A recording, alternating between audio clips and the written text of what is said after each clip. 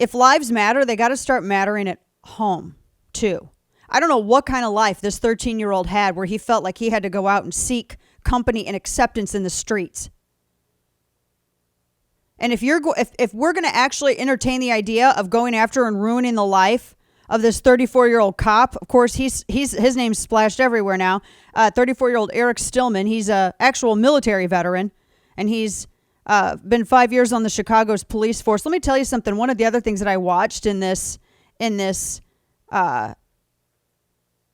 video, the first vantage point I watched was the body camera from the cop who fired.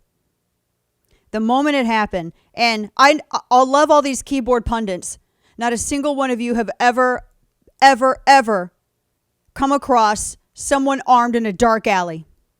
Not a single one of you people have.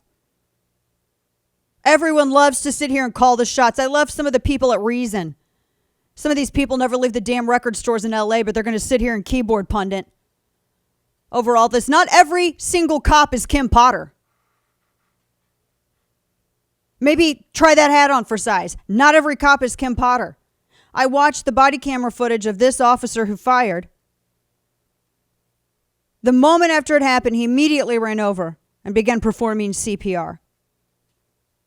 This 13-year-old was tall. My 13-year-old was almost 6 foot at 13. He had no idea to tell if he was 13 years old or not. A 13-year-old can also kill you just the same as an adult with a gun.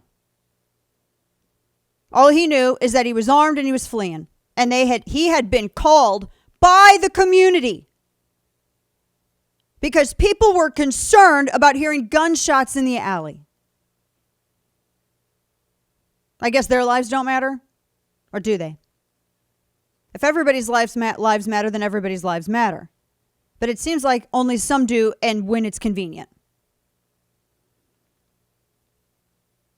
After EMT arrived and they took over, this officer, Stillman, went into the parking lot and he stood there. The camera was up on his left shoulder. And you could tell he was just standing there composing himself. And then you can hear him sobbing. He stood in that parking lot for a good couple of minutes and just quietly sobbed.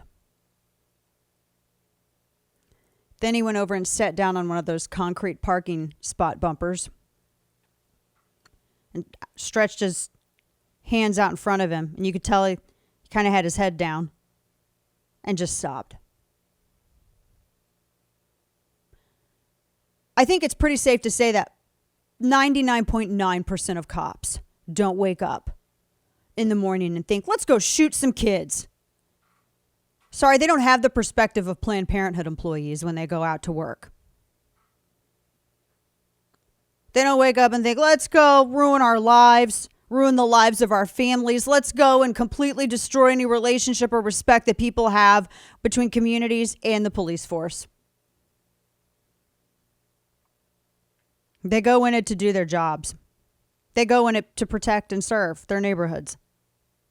They're people just like you. I say this as someone who is super anti-authoritarian.